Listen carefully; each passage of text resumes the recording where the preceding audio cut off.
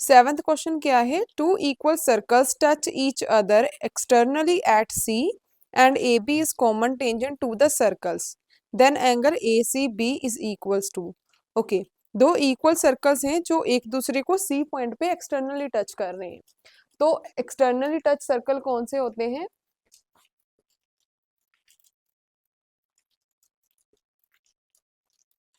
जो सर्कल इस तरीके से टच करते हैं इनको एक्सटर्नली टच सर्कल बोलते हैं और ये पॉइंट सी पे टच कर रहे हैं। अगर सर्कल ऐसे टच करें तो इनको इंटरनली टच सर्कल बोलते हैं। ओके, यहाँ पर एक्सटर्नली बोला गया है तो इसको नहीं हम डिस्कस करेंगे, सिर्फ इसको करेंगे। और दोनों सर्कल इक्वल है मींस दोनों के रेडियस इक्वल होंगे। ओके, और ए बी एक कॉमन टेंजेंट है। कॉमन टेंजेंट कौन सी होती है? जो दोनों सर्कल को टच करे। ए बी है तो इसको पॉइंट ए और इसको बी लिखते हैं। ए बी कॉमन टेंजेंट है। और क्या दे रखा है? ए सी बी एंगल हमें फाइंड आउट करना है। ए सी बी ये वाला एंगल हमें फाइंड आउट करना है। अब यहाँ पर अगर आप देखो, अगर मैं इस सी पॉइंट से, ये सी कॉमन पॉइंट है दोनों सर्कल का, अगर इस पॉइंट से एक और कॉमन टेंजेंट ड्रॉ करूं, ये भी कॉमन टेंजेंट है, इस सर्कल को भी टच कर रही है, इस सर्कल को भी टच कर रही है।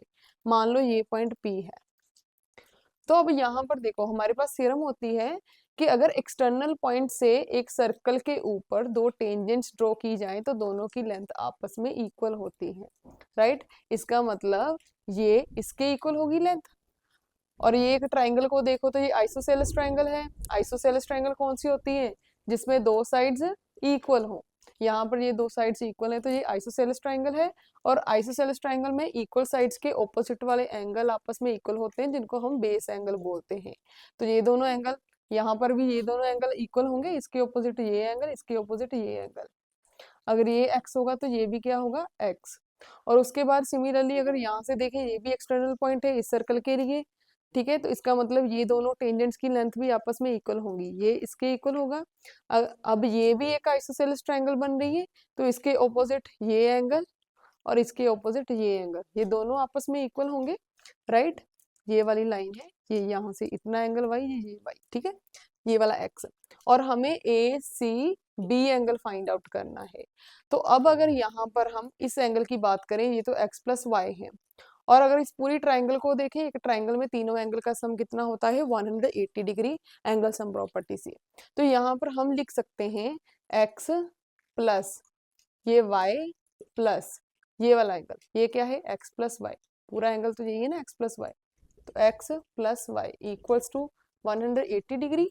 एंगल सम प्रॉपर्टी लगाई इस पूरी ट्राइंगल में ए सी बी में। X plus x 2x, y plus y 2y equals to 180 degree. 2 take common out तो यहाँ पर क्या बचा? x plus y equals to 180 degree. तो x plus y equals to 180 degree, ये 2 मल्टीप्लाई का दूसरी साइड जाने के बाद डिवाइड हो जाएगा, कटिंग करके 90 आ जाएगा। तो यहाँ पर x प्लस वाई कितना है? 90 डिग्री। और x प्लस वाई कौन सा एंगल है? A C B. यहाँ पर हम लिख सकते हैं angle A C B equals to 90 degree. तो बुक के अकॉर्डिंग इसका करेक्ट ऑप्शन कौन सा है? Option D. 7th क्वेश्चन के लिए डी ऑप्शन करेक्ट ऑप्शन है।